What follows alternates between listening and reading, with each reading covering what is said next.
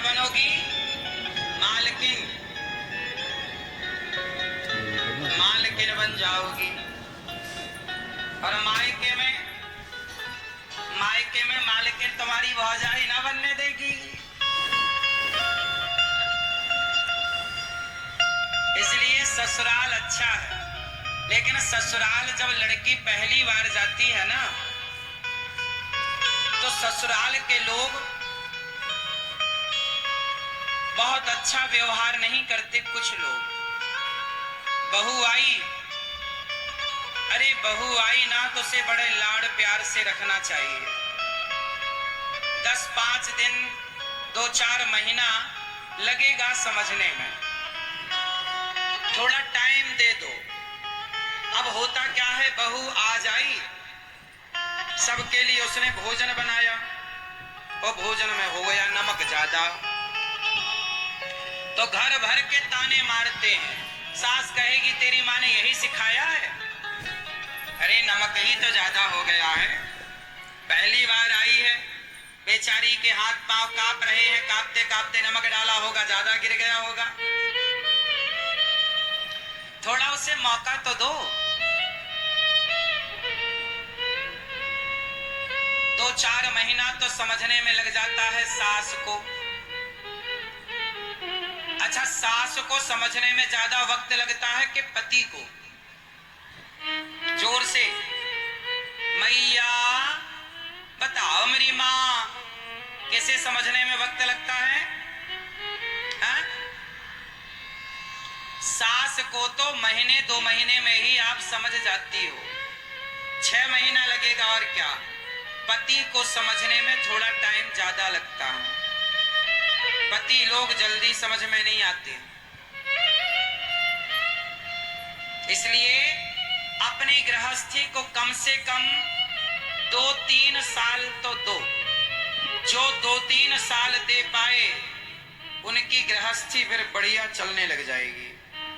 2-3 साल तक तुम चुप रहो, 4-5 साल चुप रहो। पति देखो, कई बार ना जवाब देना नहीं होता। सास हमारी माँ है, ससुर हमारा बाप है, गलती हो रही है तो चुप रह लो, वो कुछ बोल रहे हैं सुन लो। गृहस्थी चलाने के लिए ना एक पक्ष का समझदार होना जरूरी है। या तो सास ससुर समझदार हो, या पति समझदार हो, या पत्नी समझदार हो। और कोई समझदार नहीं होता तो तलाक हो जाते हैं। जिस घर में तलाक हुआ है मतलब उस घर में समझदार लोग नहीं थे, इसलिए तलाक हो गया। समझदार होता, समझदारी से वो बचाते तो बच जाता। एक बात बताओ, हाथ में फोड़ा हो जाता है, समय के साथ भर जाता है कि नहीं? घाव, यदि शरीर का घाव समय के साथ भर जाता है, गंदा पानी समय के साथ साफ हो जाता है, तो रिश्ते भी समय के साथ सुधर जाएंगे। थोड़ा वक्त लगेगा, रिश्तों को समय देने की जरूरत है और चुप रहने की जरूरत है, दोनों को, पति को भी और पत्नी को भी। हाँ, जब तुलसी एक जगह से उखाड़ कर दूसरी जगह लगाओ ना, तो 5-10 दिन तो तुलसी भी ऐसी रहती है, पत्ते बिल्कुल कुम्हला जाते हैं, फिर वो पनपती है। ऐसे टाइम लगता है। एक नए घर से लड़की ससुराल आई है, थोड़ा टाइम लगेगा। इसलिए बहू को बहू की तरह ना रखो, बेटी की तरह रखो। सास को सास की तरह ना रखो, माँ की तरह रखो। यदि सास और बहू ये माँ बेटी बन जाए तो घर घर नहीं स्वर्ग हो जाए साहब। हर बाप चाहता है मेरी बेटी खुश रहे। बेटी खुश तो बाप खुश, बेटी खुश तो माँ खुश, सब खुश। इसलिए खुश रहने की आदत बनाओ। और आप जितने माँ बाप हैं, आप अपनी बेटी और बेटों को पढ़ा लिखा के डिग्रियां तो दे दिए हो, पैसे तो दे दिए हो, लेकिन आपने अपनी औलाद को, बेटा बेटी को खुश रहना नहीं सिखाया। आप माँ बाप को चाहिए कि ये भी कोचिंग दें, ये भी सिखाओ कि बेटा हर हाल में प्रसन्न रहना सीखो। स्थितियां परिस्थितियां तो बनती और बिगड़ती रहेंगी, परिस्थितियां सदा एक सी न राम की रही ना सीता की रही, ना आपकी होंगी, ना हमारी होंगी। परिस्थितियां तो बनती बिगड़ती, कभी अच्छा तो कभी बुरा, कभी सूखा तो कभी गीला, कभी अमीरी तो कभी गरीबी, कभी कैसा तो कभी, ये सारी जिंदगी चलेगा। पर हर हाल में जो प्रसन्न रहता है वही कामयाब है, वही सफल है। आप अपनी बेटी को, आप अपने बेटे को हर परिस्थिति से लड़ना सिखाओ। अच्छा बताओ, माता पिता भगवान हैं या नहीं? सच्ची बताओ, आपने महसूस जितना किया हो उतना बताना। माँ बाप को भगवान कहना सही है या गलत है? उत्तर दो। सही है? तो आज यदि माँ बाप को भगवान कहना सही है तो स्कूलों में क्यों नहीं बताया जा रहा है कि बेटा मातृदेवो भव, मातृदेवो भव, पितृदेवो भव का पाठ बच्चों को स्कूलों में क्यों नहीं पढ़ाया जा रहा? क्या स्कूलों में इस पाठ की जरूरत नहीं है? काश ये पाठ बच्चों को स्कूलों में पढ़ाया जाता कि माता भगवान होती है तो कोई बेटा कभी अपनी माँ को वृद्धाश्रम ना भेजता। आजकल बच्चे स्कूलों में माता पिता देवता हैं, पूज्य हैं, ये पढ़ ही नहीं रहे, तो सम्मान करेंगे कैसे? आज माँ बाप का कोई उपकार बच्चे मानते ही नहीं। माँ बाप बच्चे कहते हैं तुमने हमारे लिए किया ही क्या है। काश एक पाठ ये भी होता बच्चों के लिए कि तुम्हारे माँ बाप ने तुम्हारे लिए क्या क्या किया है। यदि क्या क्या किया है माँ बाप ने, बच्चों को ये पाठ 8वीं क्लास से पढ़ाया जाए।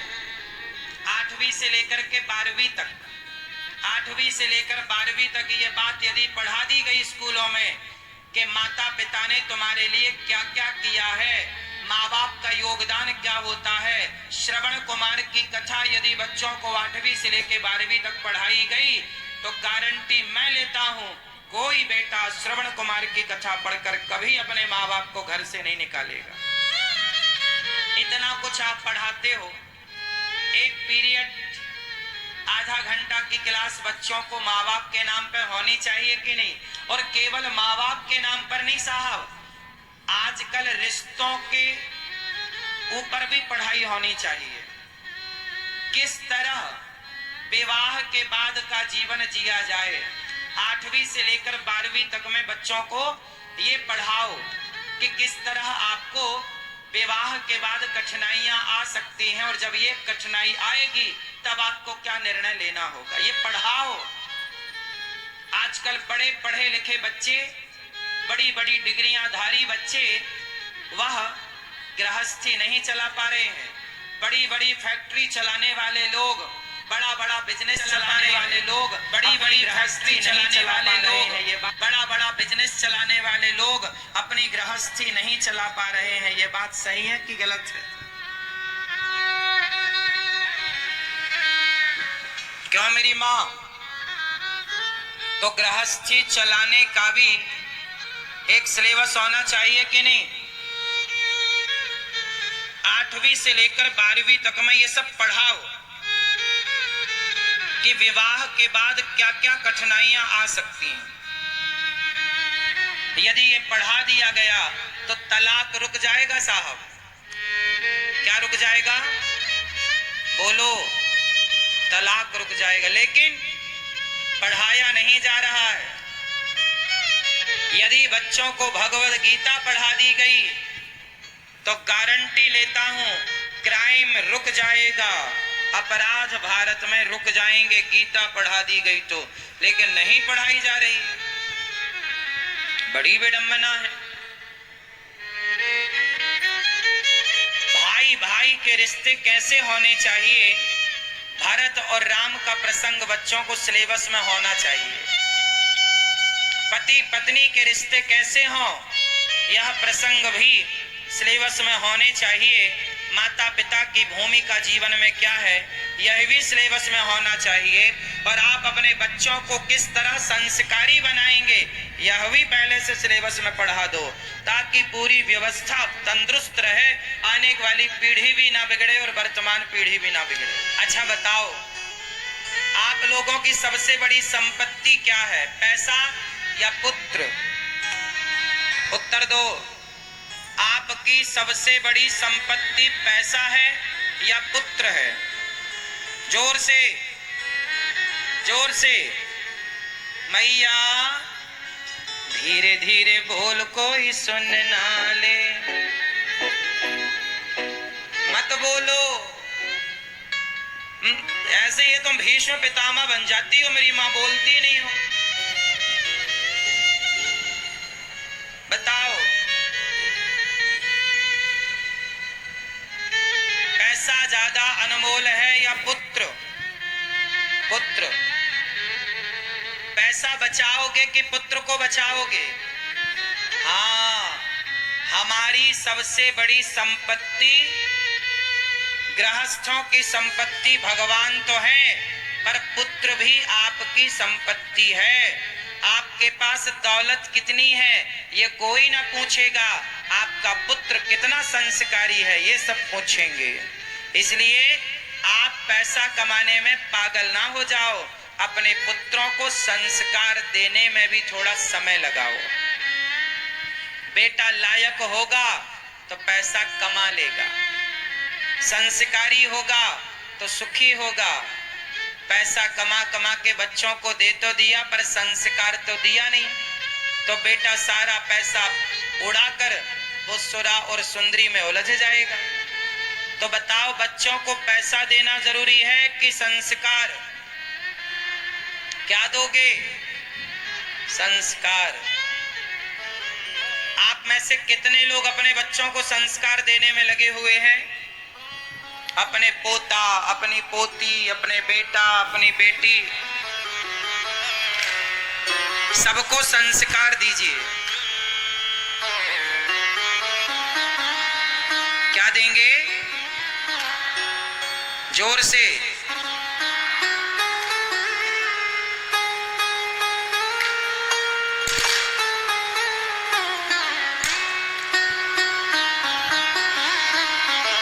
क्या देंगे मेरी मां? संस्कार देंगे। तो आप लोग बच्चों को लायक बनाओ। जो माता पिता अपने बच्चे बैंक बैलेंस देते हैं, वह माता पिता अपने बच्चों को अपाहिज करते हैं। कितने लोग इस बात से सहमत हैं? जो माता पिता अपने बच्चों को जरूरत से ज्यादा बैंक बैलेंस, प्रॉपर्टी देते हैं, वो अपने बच्चों को क्या करते हैं? अपाहिज करते हैं। जबकि देना क्या चाहिए? बच्चों को बैंक बैलेंस, प्रॉपर्टी नहीं, बच्चों को बहुत अच्छे संस्कार देना चाहिए। बेटा ऐसे संस्कार, ऐसा गुण दे दो कि बेटा हमारे बाद तुम अपने से कमा के खाना। जो काम हमने किया, जो गुण हमें मिला, वह टैलेंट बच्चों को सिखा दो। बच्चों को टैलेंटेड बनाओ, काबिल बनाओ। जरूरी नहीं है कि आप दौलतमंद बनाओ, धनवान बनाओ। पैसा बच्चे कमा लें, यदि आपने बच्चों को योग्यता दी तो पैसे तो कमा ही लेंगे। इसमें बड़ी बात क्या है? पैसा बड़ी बात नहीं है, वो तो कमा ही लेंगे। के बीच ये शराब पीने वाला क्या करता है? अपनी माँ की आरती थोड़ी उतारता है, माँ को गालियां देता है। पत्नी का आदर थोड़ी करता है, पत्नी के मंगलसूत्र को बेच देता है। हाँ या ना? बच्चों को पढ़ाता लिखाता थोड़ी है, बच्चों की कॉपी किताब बेच के भी पी जाता है। अभी कल मुझे एक दादी अम्मा मिल गई, 2 बच्चे लिए थी, एक लड़की थी एक लड़का था। बोले महाराज हमारा बेटा है, ये छोटे छोटे बच्चे हैं, इनकी माँ तो बचपन में गुजर गई। अब जो इन बच्चों का बाप है वो शराब पीता है, और उसने इन दोनों अपने छोटे छोटे बच्चों को मारा, और मैं उसकी माँ हूं तो मुझे भी मार कर निकाल दिया। घर में किसी को रहने नहीं देता। इन बच्चों का भविष्य क्या? बोली हम लोग तीनों लोग आत्महत्या करने निकले हैं।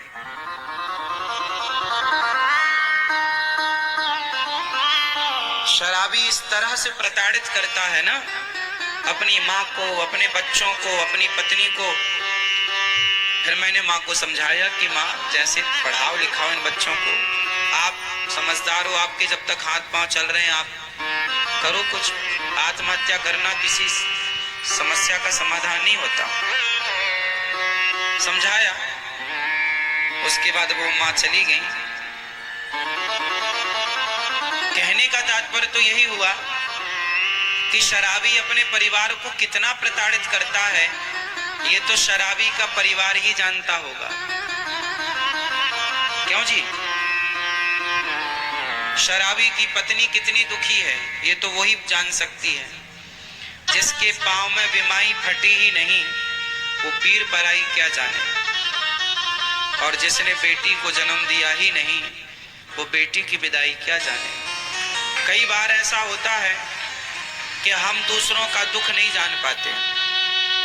दूसरा आदमी कितना दुखी है उसके दुख का हम अंदाजा भी नहीं लगा पाते। क्यों? तो शराब समाज को कितना दुखी करती है, बोलो हाँ। इसलिए आप लोगों से मेरी विनती हाथ जोड़कर है, मेरे नौजवान दोस्तों भाइयों से, शराब ना पिया करो। तुम्हारी पत्नी, तुम्हारे बच्चे, तुम्हारी माँ बड़ी दुखी रहती है।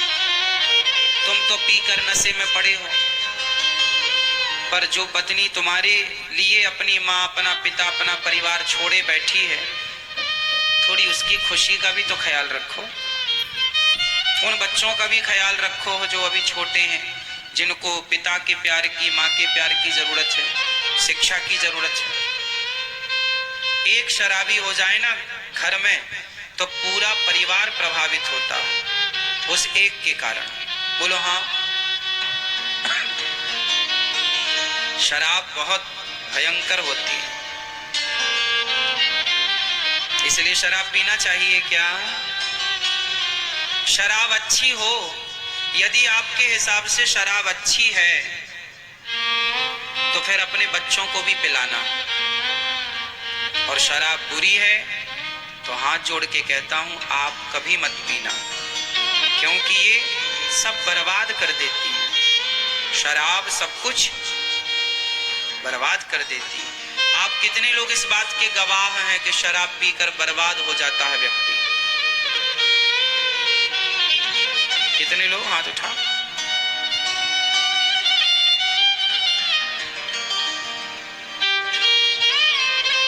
लाखों लोग तो बर्बाद हो चुके।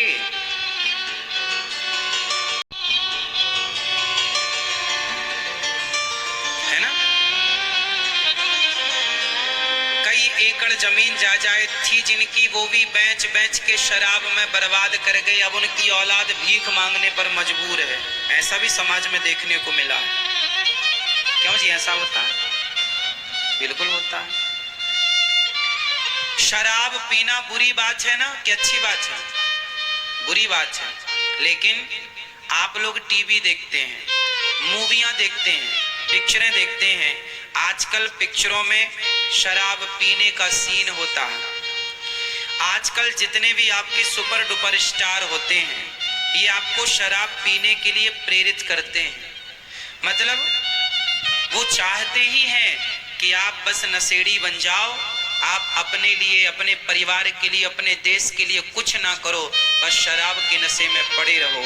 इसलिए हमारे देश में तो शराब बांट बांट के चुनाव तक जीत लिए जाते हैं।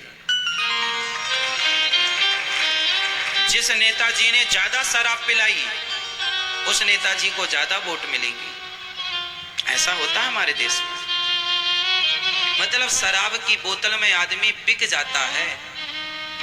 शराब की गुलामी देख रहे हो आप? वो कुछ नहीं बोलती शराब, लेकिन आदमी को खरीदने की ताकत शराब में है। इस तरह आदमी नशेड़ी है। और सोचिए कि जो व्यक्ति इस तरह से गुलाम होगा तो अंग्रेजों की गुलामी और शराब की गुलामी, इन दोनों में खतरनाक कौन सी है? में अपना विवेक, अपनी बुद्धि नष्ट करें क्यों नहीं अपने विवेक से काम लेते आप लोग? हमारे देश में गरीबी का सबसे बड़ा कारण शराब है। एक मजदूर दिन में 250-300 रुपए कमाता है या 400 रुपए कमाता है। दिन भर काम करेगा, शाम को 300 रुपए या 400 रुपए मिलेगा तो घर जाने के पहले एक बोतल वो शराब पी लेता। और 100 रुपए की शराब यदि रोज पीता है तो महीने के 3000 हुए कि नहीं? क्यों जी, हो गए क्या? गणित सही है हमारी? 30 दिन का कितना हुआ? 3000 हो गए क्या? हो गए। अब बताओ कि जो 3000 रुपए वो शराब में खर्च कर रहा है महीने में, 3000 वो अच्छे स्कूल को देता तो उसका बच्चा अच्छी शिक्षा प्राप्त कर पाता, उसके बच्चे को मजदूरी ना करनी पड़ती। वो मजदूर है, चलो कोई बात नहीं, पर अपने बच्चों को तो पढ़ा लिखा कर इतना योग्य बनाओ कि उन्हें किसी के द्वार पर हाथ ना फैलाना पड़े। तो खुद भी मजदूरी करता है और फिर शराब पी करके पैसे बर्बाद करता है, बीमार पड़ जाता है तो फिर बच्चों से कहता अब तुम कमा कर लाओ, तो बच्चों को आपने ना पढ़ाया ना योग्य बनाया तो फिर वो मजदूरी ही करेंगे। इसलिए हमारे देश में गरीबी की जड़, यदि हर पिता पैसे कमाकर, मजदूर भी पैसे कमाकर यदि उसे सही जगह पर खर्च करे, अपने बच्चों की पढ़ाई लिखाई में, अपने लिए घर बनाए, अपनी जरूरतें पूरी करे और 2 पैसा बचा के अपने भविष्य